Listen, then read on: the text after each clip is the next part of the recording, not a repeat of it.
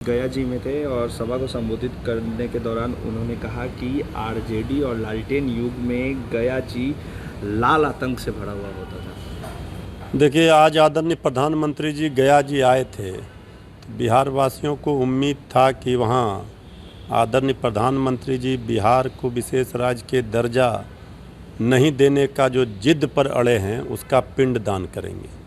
आदरणीय प्रधानमंत्री जी जो गरीबों, दलितों, वंचितों, मजदूरों, किसानों का वोट चोरी हुआ है उसका पिंडदान करेंगे। प्रधानमंत्री जी जुमलेबाजी की बौछार कब तक करेंगे? एक ही कैसेट कब तक बजाएंगे?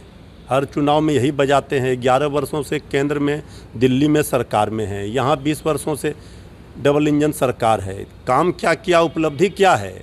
बिहार हर मानक में क्यों फिसड्डी है? ये आरजेडी ने अंधकार का भी जिक्र किया कि पूरा बिहार आरजेडी के युग में अंधकार में था। गया जी पूरे अंधकार में रहता था, कहीं खंबे और बिजली नहीं हुआ करते थे, तार सब काट दिए जाते थे। अरे पूरा बिहार तो उस समय सामाजिक न्याय के प्रकाश में डूबा था।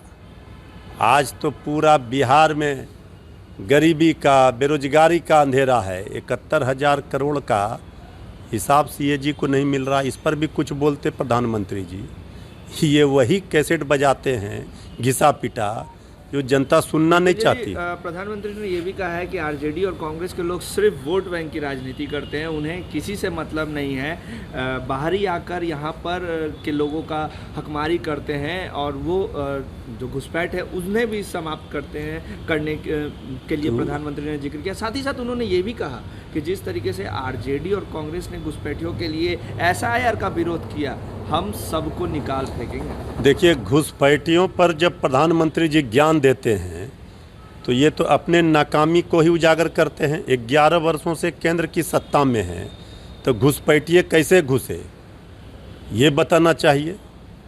जब गरीबों का, दलितों का वोट काटा जा रहा है, शोषितों का, तो अब इनको घुसपैठिए याद आ रहे थे। घुसपैठिए घुसे कैसे? तो आदरणीय प्रधानमंत्री जी, आपकी सरकार ही निकम्मी नकारा है। आपने घुसपैठियों को घुसाया है। वोट चोरी करके आप सत्ता में आना चाहते हैं। ये लोकतंत्र की जननी बिहार कभी स्वीकार नहीं करेगा। इसलिए पाई पाई का हिसाब इस बार बिहार लेने के लिए है तैयार। उन्होंने ये भी कहा है कि कांग्रेस कभी भी बिहार को सही नज़रिए से नहीं देखती थी। हमेशा बिहार के लिए, उत्थान के लिए कभी कांग्रेस ने काम नहीं किया है। देखिए, और कोई नहीं भूल सकता है कांग्रेस का वो नफरती व्यवहार बिहार के लिए। देखिए, आदरणीय प्रधानमंत्री जी जितना कांग्रेस पर ज्ञान देते हैं, अपने 11 वर्षों की उपलब्धि बता ही नहीं पाते हैं।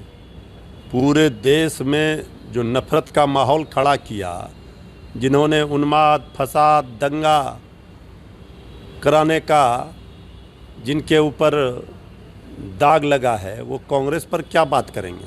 आदरणीय प्रधानमंत्री जी इस बार उनको बिहार में हार दिख रही है, इसलिए सिर्फ कांग्रेस और आरजेडी को निशाने पर लिए हैं। अपनी उपलब्धि बतानी चाहिए। और चुनाव के समय ही बिहार याद क्यों आता है? इसके पहले बिहार क्यों नहीं याद आते हैं? अब तो पीएमओ का कार्यालय प्रधानमंत्री जी को बिहार से ही चलाना चाहिए। इस बार सियासत जो है, बिहार के साथ जिन्होंने सौतेला व्यवहार किया है, जिन्होंने बिहार को धोखा दिया है, ठगने का काम किया है, उसका पिंडदान इसी गया जी में बिहार करेगा। उन्होंने कानून का भी एक जिक्र किया, जिसमें उन्होंने कहा कि प्रधानमंत्री हो या फिर मुख्यमंत्री अगर 20 दिन जेल में रहते हैं और उन्हें जमानत नहीं मिलती है तो उन्हें अपने पद से 21वां दिन भी हटना चाहिए। और इसमें आरजेडी और कांग्रेस वाले लोग पूरे गुस्से में किए। जिस कानून की बात कर रहे थे आदरणीय प्रधानमंत्री जी, दरअसल उनका कहीं पर निगाह था, कहीं पर निशाना।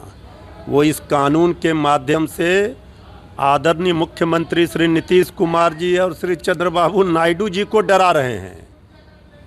और आरजेडी कांग्रेस का वो क्या कर लेंगे? ये गिदड़ भभकी से बिहार डरता है। गुजरात है, गुजरात को कितना राशि दिया, बिहार को क्यों नहीं दिया? झोली भरकर बिहार ने वोट दिया था। बिहार को ठगे हैं। जुमलेबाजी की बौछार से बिहार बर्दाश्त नहीं करने वाला है। न स्वीकार करेगा। लेकिन प्रधानमंत्री जी, ये कानून जब की चर्चा आप करते हैं तो बोलना चाहिए अजित पवार जी पर, बोलना चाहिए हेमंत बिस्वा शर्मा जी पर। चक्की पीसिंग कर रहे थे, अजित पवार जी को उप मुख्यमंत्री बना दिया। तो ज़्यादा भ्रष्टाचारी तो आप ही के कैबिनेट में हैं, सबको निकाल दीजिए।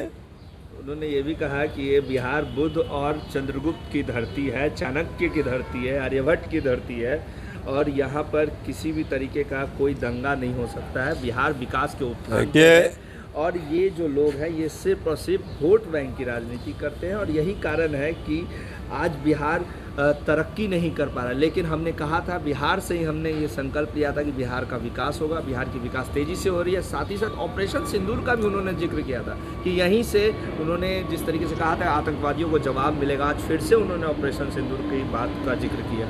आदरणीय प्रधानमंत्री जी के मुँह से अब विकास की बात शोभा नहीं देता। बिहार का क्या विकास किया ये बता ही नहीं पा रहे हैं। क्यों बिहार फिसड्डी है हर मानक में, बिहार को बर्बादी के कगार पर छोड़ दिया है। अब वोट चोरी कर तो ये कर रहे हैं।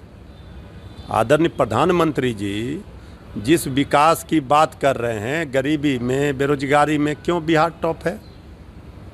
आखिर बिहार के क्यों पलायन है? बिहार में शिक्षा व्यवस्था क्यों चौपट है? बिहार का सारा सिस्टम बिहार में फेल है। अब सिर्फ वोट लेना है तो प्रधानमंत्री जी का भी जिक्र उन्होंने किया था। वही कर रहे हैं कि शिक्षा के क्षेत्र में आरजेडी ने किस तरीके से बिहार को बर्बाद किया। अरे कितना विश्वविद्यालय खोला है डबल इंजन की सरकार में, ये बताएं ना प्रधानमंत्री जी। सारे विश्वविद्यालय लालू जी के समय के ही आरजेडी के शासनकाल के हैं। अभी पलायन क्यों हो रहा है? प्रधानमंत्री जी इधर उधर की बात ना करें। उसका भी आरोप आप लोग पे लग रहा है कि आप लोगों ने पलायन पे मजबूर किया। ये आदरणीय प्रधानमंत्री जी को मच्छर भी काटता है तो कहते हैं आरजेडी कांग्रेस वाले। 11 वर्षों से ये कुर्सी पर बैठे हैं, ये बता ही नहीं रहे हैं कि 11 वर्षों में इन्होंने क्या किया, क्या दिया बिहार को। पहले ये बताना होगा और नहीं तो फिर बैरंग वापस जाना होगा। ये बिहार से इसलिए डरे हुए हैं कि बिहार के चुनाव परिणाम के बाद जैसे ही तेजस्वी सरकार बनेगी, केंद्र की सरकार भी जाएगी। इसलिए ये बिहार में जो आजमाइश कर रहे हैं, इससे कुछ होने वाला नहीं है। बिहार इस बार बिहार ने ठाना है कि इस डबल इंजन की निकम्मी नकारा खटारा सरकार को हटाना है और केंद्र से भी ये जुमलेबाजी सरकार को, धोखेबाज सरकार को भगाना है।